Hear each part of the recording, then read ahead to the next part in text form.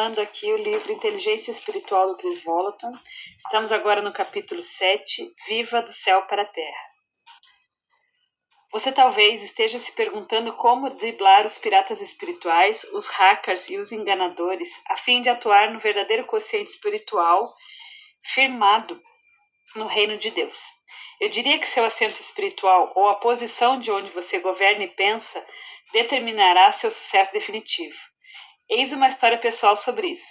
Recentemente, alguns de nós, líderes da Bethel Church, fomos convidados para uma reunião com um renomado grupo de reflexão em Washington, para falar sobre alguns dos problemas mais graves do nosso país.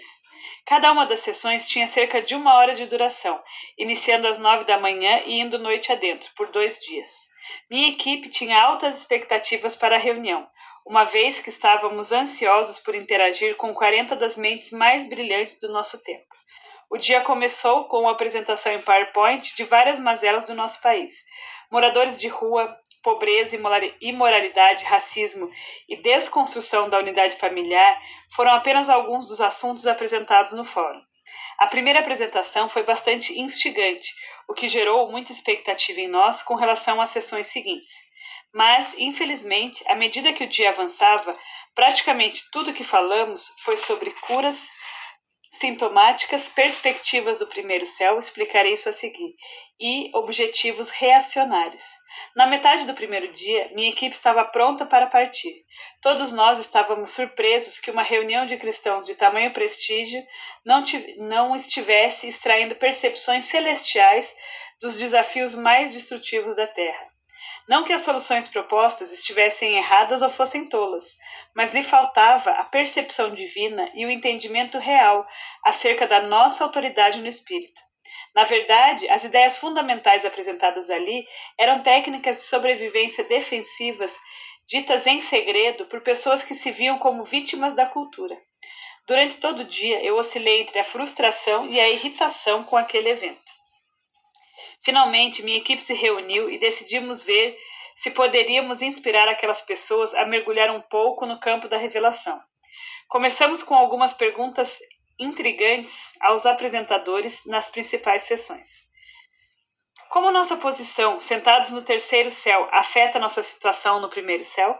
Mais uma vez, explicarei esses termos dentro de um instante. Como é discipular nações? Entre parênteses, Mateus 28, 19. Se os mais altos céus pertencem ao Senhor, mas Deus deu a terra aos filhos dos homens, que nível de autoridade temos para liderar bem as pessoas? Por que a oração do Pai Nosso inclui, entre aspas, venha o teu reino, assim na terra como no céu, fecha aspas, Mateus 6, 10. Porque a Bíblia diz que nossa luta não é contra a carne ou sangue, mas contra forças demoníacas nos lugares celestiais, Efésios 6, 12. Nós, como cristãos, temos alguma vantagem sobre aqueles que não conhecem a Deus em nossa capacidade de sermos arquitetos culturais e de moldar a mentalidade das pessoas? Como você pode imaginar, isso abriu um diálogo diferente quando começamos a introduzir a inteligência espiritual manifesta através das perspectivas do terceiro céu para aquelas pessoas. Dissemos: gostamos dos mapas, das pesquisas e das perspectivas em PowerPoint sobre os desafios no primeiro céu, mas não podemos realmente resolver as questões do primeiro céu com soluções do primeiro céu, porque o segundo céu está realmente criando os problemas que estão na raiz das situações. Precisamos ter soluções do terceiro céu para os problemas do primeiro céu, ou relegaremos nosso mundo ao domínio do segundo céu. Agora talvez você esteja com os participantes da reunião com aquele olhar tipo, do que você está falando? Vou explicar essas poderosas verdades um pouco mais. A Bíblia nos ensina que existem 3 céus. Dê uma olhada nos versículos seguintes e nas suas explicações. Primeiro céu. No princípio, Deus criou os céus e a terra. Gênesis 1:1, grifo nosso. Esse é o mundo visível, a dimensão na qual os 5 sentidos estão realmente sintonizados. A dimensão natural de que todos nós estamos cientes e com a qual interagimos diariamente. Segundo céu. Pois a nossa luta não é contra seres humanos, mas contra os poderes e autoridades, contra os dominadores desse mundo de trevas, contra as forças espirituais do mal nas regiões celestiais. Efésios 6, 12. Observe que o apóstolo Paulo disse que existem forças malignas nas regiões celestiais, esclarecendo: não existem forças demoníacas, satânicas ou malignas no céu de Deus. Assim, chamamos a dimensão a partir de onde Satanás governa de segundo céu. Terceiro céu, entre aspas. Conheço um homem em Cristo que há 14 anos foi arrebatado ao terceiro céu. Se foi no corpo ou fora do corpo, não sei. Deus o sabe. Eu sei que esse homem, se no corpo ou fora do corpo, não sei, mas Deus o sabe, foi arrebatado ao paraíso e ouviu coisas indizíveis, coisas que ao homem não é permitido falar. 2 Coríntios 12, de 2 a 4, grifo nós. O apóstolo Paulo revela através da própria experiência que existe um terceiro céu, 2 níveis acima da nossa experiência terrena e um nível acima da dimensão satânica. O lugar onde você está sentado importa. Vamos agora entrar em uma jornada reveladora ao terceiro céu, por meio de uma das mais poderosas passagens já inspiradas pelo Espírito Santo. Leia com calma, considerando o impacto dessas palavras profundas para a vida e até, talvez, para o mundo. Oro também para que os olhos do coração de vocês sejam iluminados, a fim de que vocês conheçam a esperança para a qual ele os chamou, as riquezas da gloriosa herança dele nos santos e a incomparável grandeza do seu poder para conosco, os que cremos, conforme a atuação da sua poderosa força. Esse poder ele exerceu em Cristo, ressuscitando-o dos mortos e fazendo-o assentar-se à sua direita, nas regiões celestiais, muito acima de todo governo e autoridade, poder e domínio, e de todo nome que se possa mencionar, não apenas nesta era, mas também na que há de vir.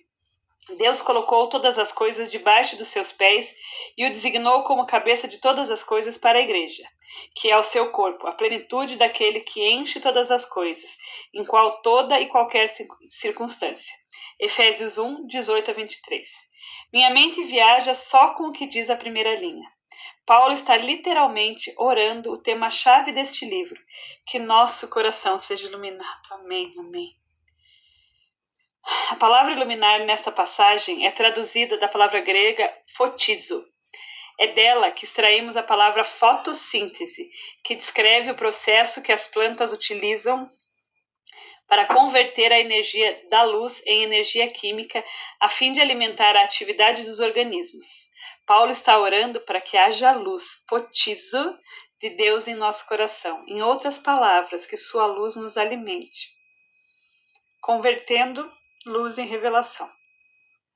Este é o fundamento da inteligência espiritual, a própria essência do impacto da luz do mundo sobre a humanidade.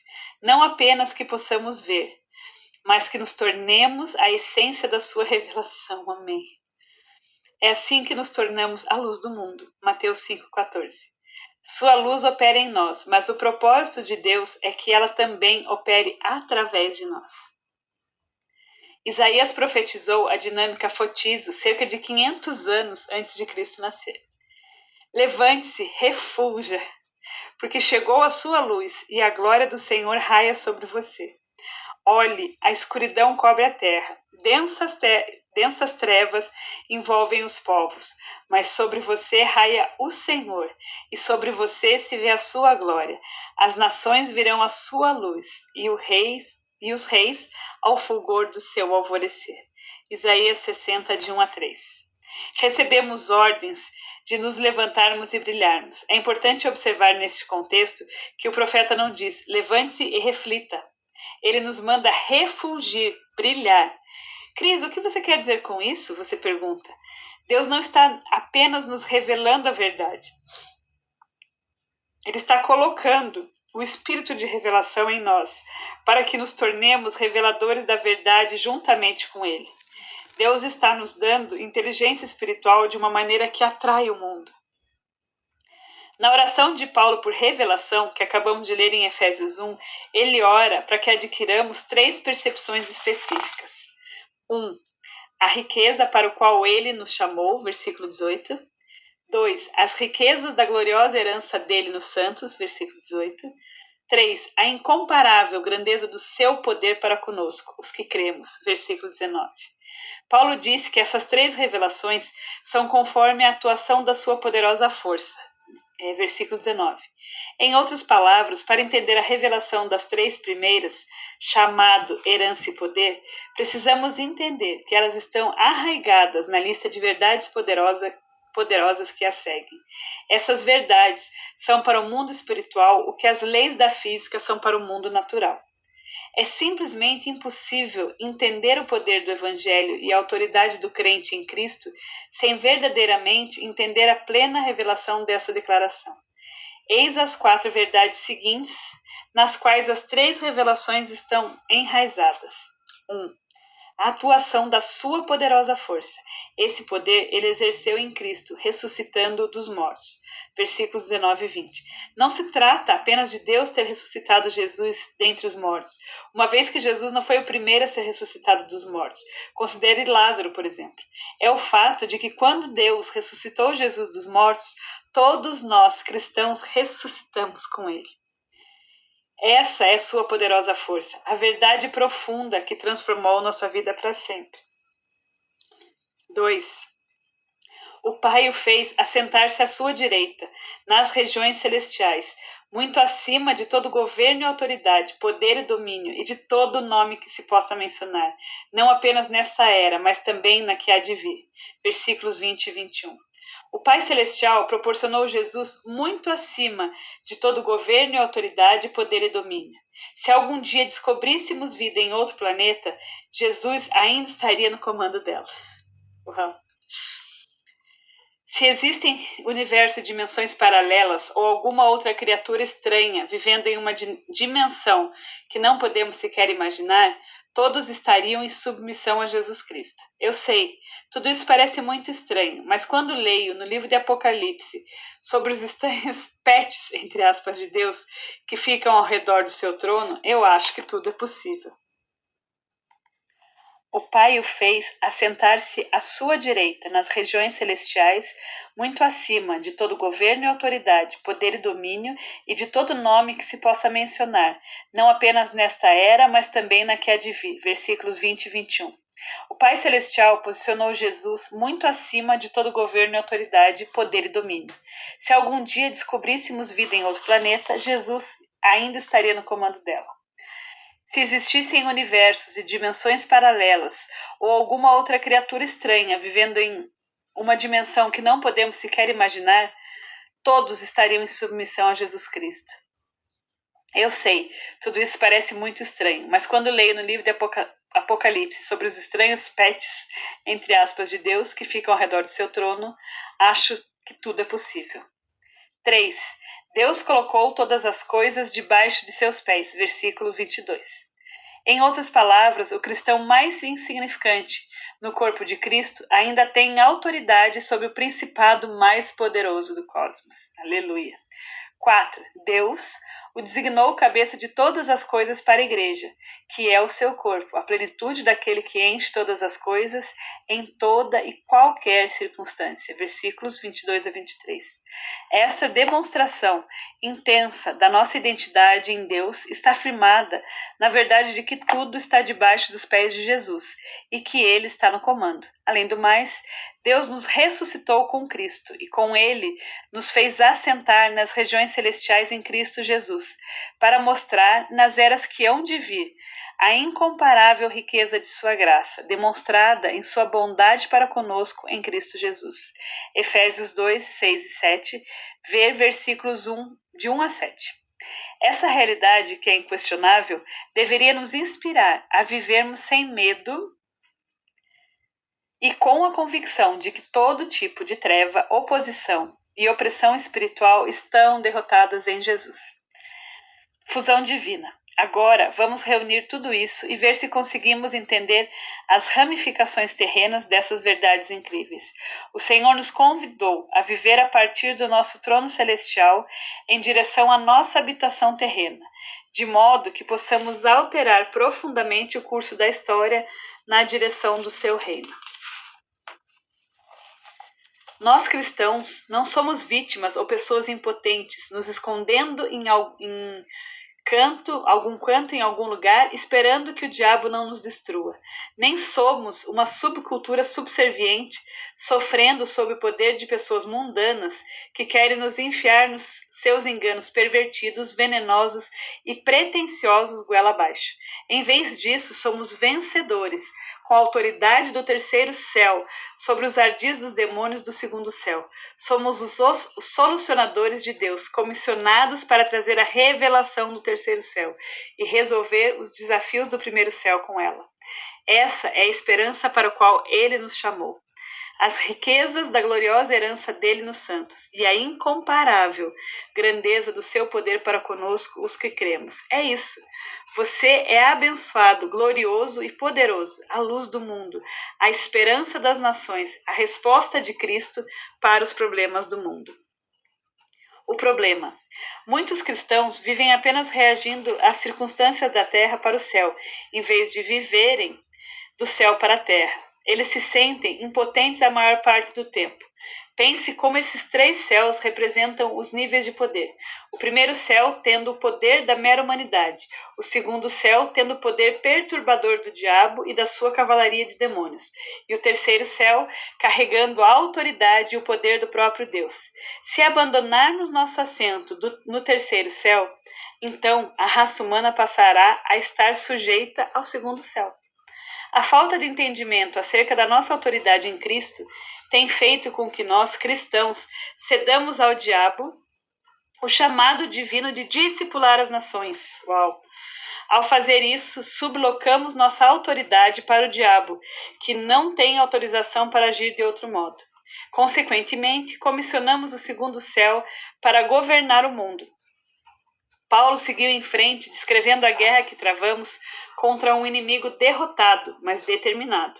Vamos rever Efésios 6,12 e dissecar os elementos destrutivos sobre os quais ele fala, para então derrotá-los nos nossos termos. Entre aspas, a nossa luta não é contra seres humanos, mas contra os poderes e autoridades, contra os dominadores deste mundo de trevas, contra as forças espirituais do mal nas regiões celestiais. A palavra poderes nessa passagem é reveladora e intrigante. Ela é a palavra grega arche, que significa origens, princípios e ou ensinos elementares. Antes de continuarmos, é importante entender que os espíritos malignos são nomeados pela influência que exercem sobre a humanidade. Por exemplo, em Marcos 9, de 14 a 29, Jesus encontrou um pai com um filho endemoniado que era mudo. Jesus disse, espírito mudo e surdo, eu ordeno que o deixe. Versículo 25. Imediatamente o menino teve sua saúde perfeita restaurada. Também é importante observar que nem todos os demônios têm o mesmo nível de autoridade. Na verdade, a dimensão do espírito opera de maneira muito semelhante à hierarquia de um exército, com alguns espíritos atuando como soldados guerreando em batalhas individuais, corpo a corpo, enquanto outros espíritos são generais de alto escalão, governando cidades inteiras com sua influência. Jesus explicou isso assim. Quando o espírito imundo sai de um homem, passa por lugares áridos, procurando descanso e não encontra, e diz, voltarei para a casa de onde saí. Chegando, encontra a casa desocupada, varrida e em ordem. Então vai e traz consigo outros 7 espíritos piores do que ele. E entrando, passam a viver ali. E o estado final daquele homem torna-se pior do que o primeiro. Assim acontecerá a esta geração perversa. Mateus 12, 43 a 45. Dito isso, e sabendo que esses espíritos de que Paulo está falando não são apenas demônios, mas espíritos dominadores, generais no segundo céu, agora temos algum entendimento acerca do impacto que diferentes principados são designados para exercer no mundo. Por exemplo, Satanás comissionou um espírito chamado Origem para redefinir as origens da criação. Eis alguns exemplos da maneira como esse príncipe demoníaco está trabalhando para questionar e perverter as origens que Deus designou para a criação.